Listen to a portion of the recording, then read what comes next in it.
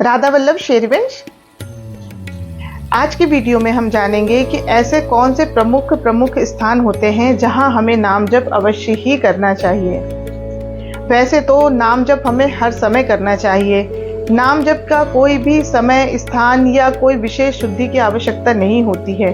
यदि आप सिर्फ नाम उच्चारण कर रहे हैं तो आप किसी भी अवस्था में, अशुद्ध से अशुद्ध अवस्था में भी नाम जप कर सकते हैं। इसमें कोई निषेध नहीं है।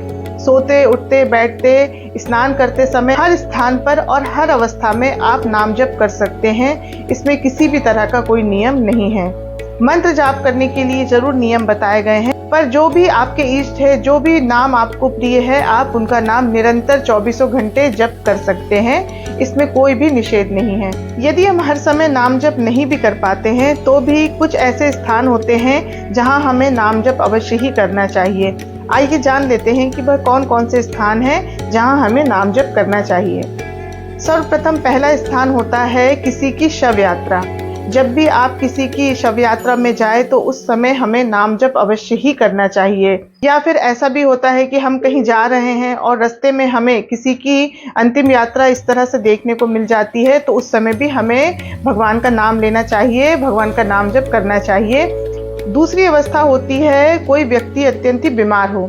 यदि कोई व्यक्ति अत्यंत ही बीमार है और वो खुद अपने मुख से नाम नहीं ले सकता है, वो इतना अस्वस्थ है कि वो नाम लेने में भी असमर्थ है, तो उसे नाम अवश्य ही सुनाना चाहिए। आप उसके पास बैठकर नाम कीर्तन कर सकते हैं। यदि आपके पास समय नहीं है कि आप बैठकर नाम सुना सके, तो आजकल कई तरह के अन्य यंत्र भी चल रहे हैं जिसके द्वारा आप उस बीमार व्यक्ति के पास उस नाम कीर्तन को, उस नाम जप को रख सकते हैं, जिससे उस बीमार व्यक्ति के कानों में नाम सुनाई देता रहे। नाम की महिमा इतनी अधिक है कि यदि कोई व्यक्ति मुख से उच्चारण नहीं भी कर पाता है और यदि उसके कानों में नाम का उच्चारण हो रहा है तो उसे उतना ही फल मिलता है जितना उच्चारण से मिलता है। नाम की अत्यधिक महिमा है। जितना फल आपको नाम उच्चारण से मिलता है, उतना ही फल आपको नाम के श्रवण करने से भी मिलता है। इसलिए यदि कोई व्यक्ति इतना अस्वस्थ है कि वह नाम उच्चारण भी नहीं कर सकता है, तो उसे नाम संकीर्तन अवश्य ही सुनाना चाहिए। इससे उसका निश्चित रूप से कल्याण होगा। वह जल्द से जल्द पूर्ण रूप से स्वस्थ हो जाएगा। इसलिए यह सभी को करना चाहिए कि कोई भी बीमार व्यक्ति यदि उसे दिखे या मिले तो उसे नाम कीर्तन अवश्य करके सुनाना चाहिए। और तीसरा स्थान है मंदिर। जब भी आप किसी मंदिर में जाते हैं, किसी भी देवालय में जाते हैं, किसी भी धार्मिक स्थान पर जाते हैं, तो वहां भी आपको नाम जप ही करना चाहिए। उस समय सांसारिक वार्तालाप या सांसारिक प्रपंच नहीं करना चाहिए। मंदिर के अंदर आपको सिर्फ और सिर्फ भजन ही करना चाहिए, नाम जप ही करना चाहिए। इसका अत्यधिक महत्व बताया गया है।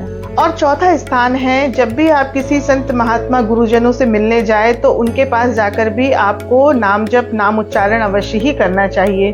क्योंकि कोई भी संत महात्मा का सबसे बड़ा आदर और सबसे बड़ा सम्मान यही है कि आप उनके पास जाकर उनके इष्ट का नाम उनके सामने सुनाएं। इससे उन्हें अत्यंत ही प्रसन्नता होती है और वे अत्यधिक प्रसन्न होते हैं।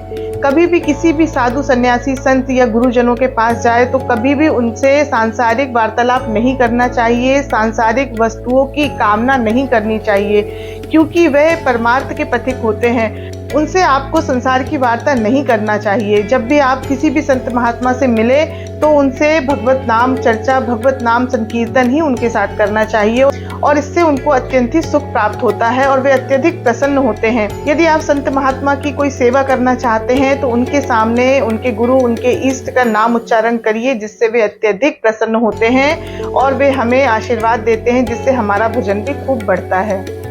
आशा करती हूँ आज की ये जानकारी आपको अवश्य अच्छी लगी होगी और आप भी वैसे तो हर समय ही नाम जप करेंगे, पर यदि आप इन 4 स्थानों पर जाते हैं तो आप अवश्य ही नाम कीर्तन करें, नाम जाप करें। यह आपके लिए अत्यंत ही शुभ और मंगलदायक होगा।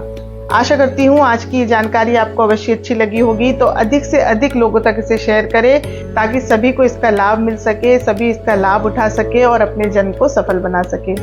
यदि आपको मेरे बनाए हुए वीडियो अच्छे लगते हो तो अधिक से अधिक लोगों तक इसे शेयर करें और मेरे चैनल को लाइक करें, सब्सक्राइब करें और कमेंट भी अवश्य करें।